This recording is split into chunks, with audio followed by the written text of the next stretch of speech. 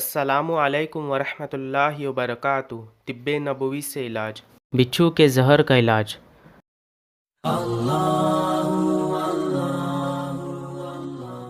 حضرت علی رضی اللہ تعالیٰ عنہ فرماتے ہیں، ایک رات رسول اللہ صلی اللہ علیہ وسلم نماز پڑھ رہے تھے کہ نماز کے دوران ایک بچھو نے آپ صلی اللہ علیہ وسلم کو ڈنک مار دیا۔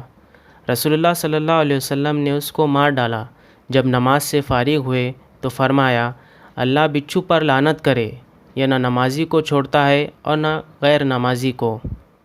پھر پانی اور نمک منگوا کر ایک برتن میں ڈالا اور جس انگلی پر بچھو نے ڈنک مارا تھا اس پر پانی ڈالتے اور ملتے رہے اور سورہ فلق و سورہ ناس پڑھ کر اس جگہ پر دم کرتے رہے۔